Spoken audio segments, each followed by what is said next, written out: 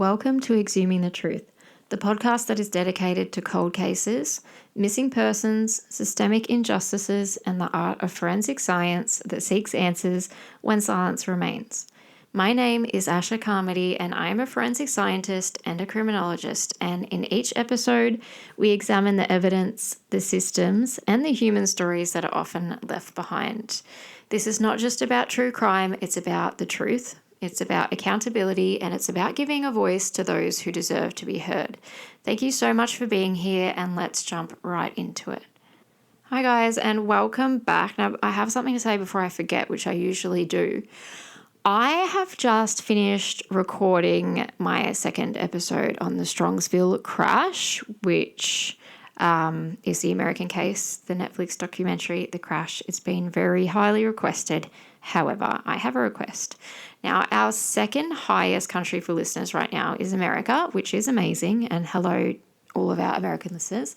I need a favor because I am trying to do a really detailed crash reconstruction for you guys that people keep requesting, and I'm missing one key piece of information to do the most detailed one as possible. And because I'm in Australia, when I try and access any documents really for the Mackenzie Shirilla case, I can access everything except the autopsy results. The link is there, the PDF is there, I can see it when I look it up, but it has limitations because I'm in another country. So if you are in America and you can access that, if you could please send it to me, that would be amazing, like the entire document. What I'm doing is a crash recon, and there's something... I don't want to say a theory, but I had a bit of an idea that I'd like to clear from my head regarding Dominique Russo and Davian Flanagan and their injuries, and I would like to clear that up, and I need to include it in my recon to be as specific as I possibly can be. So if anyone can help me with that, that would be amazing. Now, regular housekeeping. Right now, happening in New South Wales, we have the coronial inquest into the death of 10-year-old Bridget Biddy Porter. If you're not already following along Justice for Biddy Porter on Facebook, please do. We have been attending virtually. You're also able to do that. I've just shared a post on Facebook from Dom, Bridget's dad, on the Justice for Biddy Porter page, and it does have an email that you can email and politely request a virtual link if you want to attend virtually. Otherwise, if you are in New South Wales and you can attend in person, that would be amazing. Now, what else have we got? I did a tiny little giveaway. I wish it was bigger. However, you've got to start somewhere. We have these custom-made bottle openers with our logo and stuff on them. They're pretty cool. And I gave one away. We did a bit of a tiny competition about what case you would solve and why. We announced the winner to that yesterday. We'll do another one if you guys are interested. But outside of that, there's still a lot going on. We've got a lot of cases at the moment and a lot to talk to you about. But if I don't start this episode, then I'll be talking all day. So I'm going to start. Now, this is something different to usual. And by now, I'm going to hopefully safely assume that you have heard my first episode on missing Murgan man Jack McLennan. That is who we are crowdfunding for to get our boots on the ground in hopes to help find Jack. And this episode is a bit different, and it's not something I've done before. And I hope that you do enjoy it and you hear me out, because this is my professional opinion. And it is basically around the new and current ABC podcast, What Became of Jack. This is my professional opinion and my own opinion only as a forensic scientist, a criminologist, and a victim advocate, and someone who has now spent considerable time examining the circumstances around Jack's disappearance. I recently listened to the ABC's portrayal of this case, and while I appreciate the attention being brought to Jack, there's several aspects of the narrative that I fundamentally disagree with, and I want to start with the statement that Jack was simply here to hang out with a mate. Was he?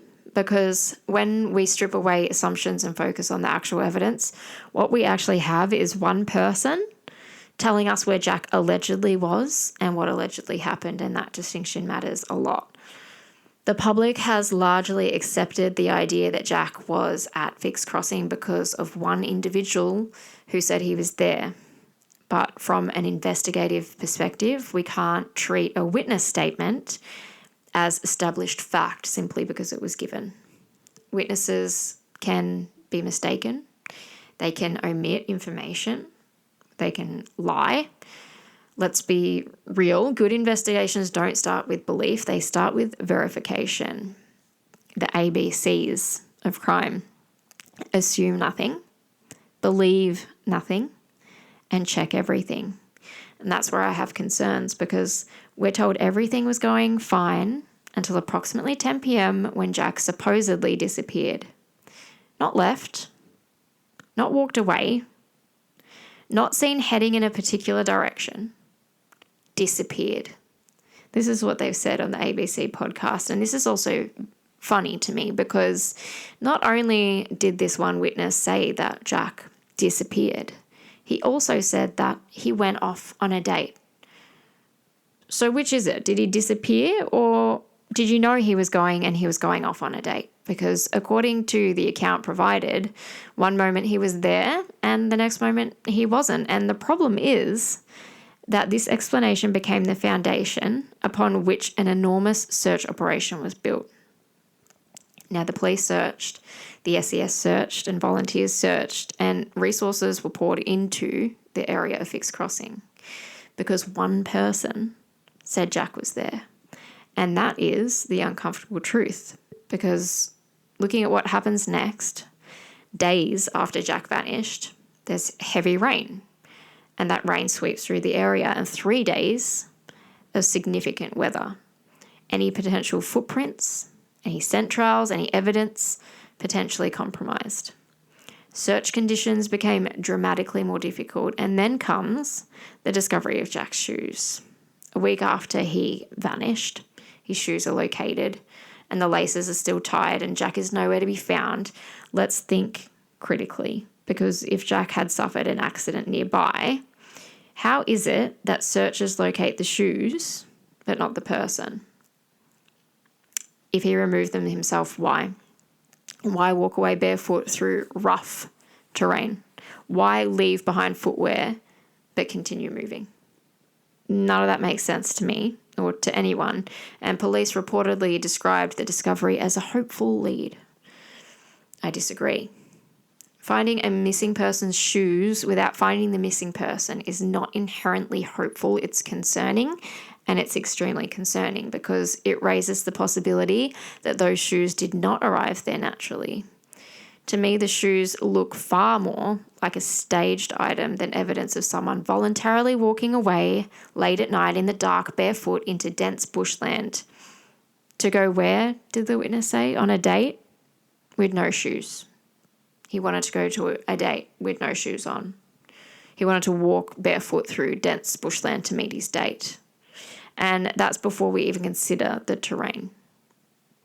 If Jack truly left them, or left from where he was allegedly last seen, then he would have had to navigate difficult country. Rough terrain, fencing, vegetation, and darkness, pitch black, no moonlight, limited visibility, potentially relying on what may be a mobile phone light, and then somehow make his way toward a highway without being seen. Again, ABC, I'm struggling to find that explanation believable. To highlight this story, Jack's life, as simply vanishing from Fix Crossing, let's be for real. The same day the shoes were discovered, police locate his hat. But the family didn't learn about this from police, did they? They learned about it through social media. It was Jack's sister, actually, that found out first. Imagine that. Imagine discovering evidence connected to your missing loved one through Facebook instead of investigators on your brother's case or your son's case. The reported explanation for how the hat arrived where it was found raises even more questions and alarm bells. Now, according to accounts provided later by the same witness who said Jack both disappeared but also simultaneously went on a date, he says that the car was found in his vehicle and it was wet, so he discarded it. Well, if that's true, then that creates another highly unusual circumstance in a case already filled with unusual circumstances. Why? Well, if you were intending on seeing your quote unquote friend again, why would you be throwing his belongings out? Then we move to the credit card. A local farmer discovers Jack's card inside a wallet, and it was reportedly appeared to be damaged and had chew marks. So this farmer contacts Crime Stoppers, and he marks the location, and police attend, and they do subsequent searches, and they don't find anything. No Jack, no phone, no license, no cash, no answers. What strikes me is the distribution of the evidence. Shoes in one location, hat in another, wallet elsewhere. The phone's never found. This isn't somebody who's lost. It's items that have been separated from their person. And that's an important distinction because lost people tend to remain with their possessions. They don't generally scatter personal effects across multiple locations. And what concerns me most is that so much investigative momentum appears to have centered around fixed crossing. What if fixed crossing is the wrong starting point? What if the assumption itself is flawed? ABC giving voices to people like this witness is so incredibly detrimental. And not only that, but inside the wallet found that belonged to Jack, allegedly, there was a small plastic bag, which ABC insinuate is the kind of bag that people like to put illegal substances in. And not only have they highlighted this in one of their episodes, but they've used an image of a small plastic bag with substances in it across the image of a photo of Jack McLennan for one of their podcast episodes. Talk about dehumanizing. What if investigators and volunteers and the public have spent months looking exactly where someone wanted them to look, but this is exactly where they want you to look because they know you won't find anything? These are uncomfortable questions, but they're necessary because I don't believe that the evidence supports the simplistic narrative that Jack wandered into the bush and succumbed to the elements. And in fact, I find that theory increasingly difficult to reconcile with when using the available facts. Now let's address another possibility often raised: suicide. And again, I struggle with that explanation. Do people experiencing emotional distress disappear? Yes.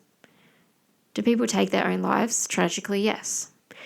But even then, behaviour follows patterns. Scattering shoes, wallets, cards, personal belongings across separate locations while leaving no trace of yourself is not a pattern I find persuasive. Nothing about the physical evidence points me towards a straightforward suicide scenario. Nothing. And then there's Jack himself. Because when we speak to people who knew him well, a different picture emerges. Not giving voices to people like this witness that ABC has given a voice to. Okay? We're talking about people that knew Jack. That was the first time that Jack hung around with this person. Outside of this person who claims to have known him well and known his movements well, but he disappeared, but he didn't disappear because he was going on a date, but I threw his hat out because it was wet, but all of these things that just don't add up. We're talking about people who know Jack, his mum, his siblings, his friends. Jack was making plans.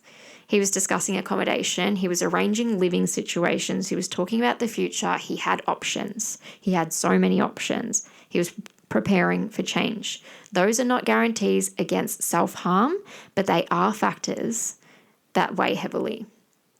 And I have huge concerns as well regarding some of the relationship commentary presented publicly. And the reality is that Jack is not here to respond. He cannot clarify, he cannot challenge your claims, and he cannot provide context. And wherever one side of a story is absent, we must be careful about how much weight we place on allegations that cannot be tested.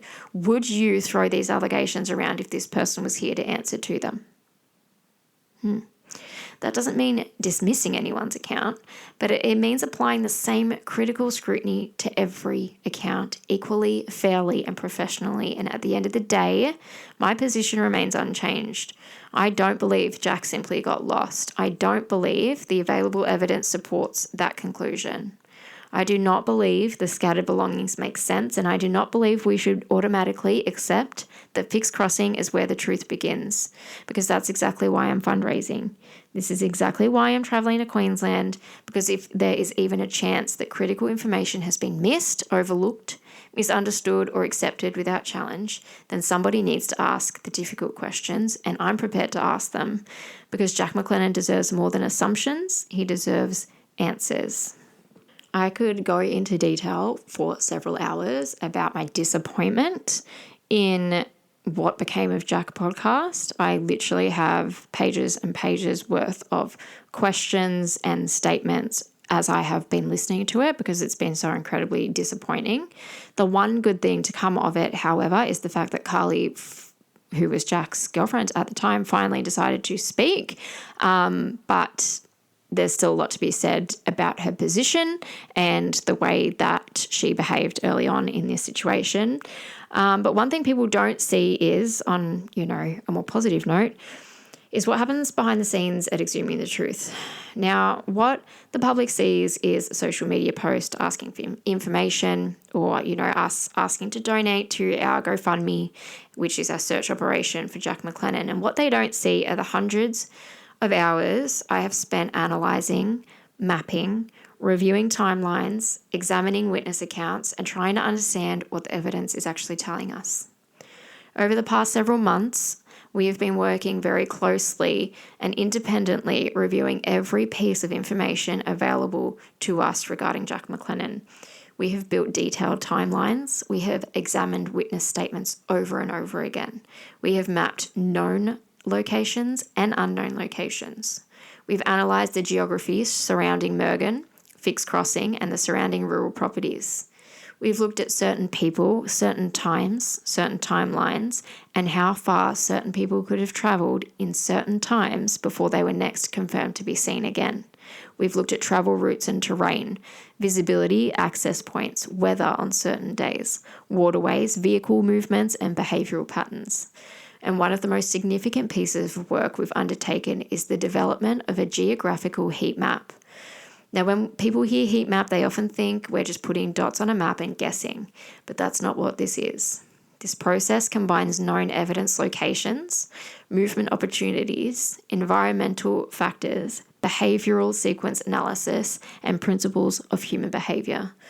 We're asking questions like, where would somebody naturally travel? Where would somebody avoid travelling? What areas are visible from roads and what areas are concealed? When we layer all of these factors and more together, patterns begin to emerge, and those patterns don't always align with where people have traditionally searched. What our analysis has done is identify several areas of interest that deserve closer examination, not because we know Jack's there and not because we can make promises, but because the available evidence and behavioural analysis suggests these locations warrant further investigation. And this is exactly why we're travelling to Queensland. We're not going there simply to walk around and hope for the best. We're going there with a solid plan. We're going there with mapped search priorities. We're going there with data, and we're going there with behavioural analysis. We're going there with geographical profiling principles, and we're going there with so many external partnerships willing to meet us there should we be able to get there. And we're going there because after so many months of reviewing this case, there are still questions that have not been adequately answered. And as a criminologist, one thing I've learned is that locations tell stories. Human behaviour leaves patterns, and people make decisions for reasons. Even when somebody is trying to conceal something, they are still making choices that can be examined and understood. The landscape becomes part of that evidence. The roads become part of that evidence. The movement of property becomes part of that evidence. The placement of evidence becomes part of the evidence, and when you begin looking at the case through our lens, you start seeing things very differently. We're not claiming to have all the answers. We wish we did, and we're far from that, but we have identified areas that deserve attention and we believe Jack deserves every possible effort to ensure that those areas are examined thoroughly, not based on an unreliable witness statement, because every search area that is crossed off this list brings us one step closer to understanding what happened and where Jack is, and whether that confirms a theory or completely changes the direction of the investigation. It's information, and information is how cases move forward. At the heart of all of this is a family who still wakes up every single day not knowing where Jack is. And if there is a chance that careful analysis and fresh eyes can bring them answers, then that work is worth every hour spent behind the scenes. So many unreliable people have made comments in this case because they know that they're up against nothing. What? A ghost. Somebody who can't speak for themselves, but they're wrong, because that's why we're here, and that's why there are so many people part of Jack's army here to speak for him and for his family. I hope that if you don't have the means to contribute to our GoFundMe to get us to Queensland as soon as possible, that you can share our link far and wide and at least have the conversation. That helps so much, and we love and appreciate you so much. I know this episode was a bit different, but really it's getting to the point now where I'm starting to pull people up on incorrect assumptions and incorrect accounts. And if I can prove something to be wrong by way of showing evidence otherwise, then I will be doing that, because this is just getting ridiculous now. And we really want to be there with our boots on the ground helping. So if you're able to share, that would be amazing. My name is Asha Carmody, and this is Exhuming the Truth.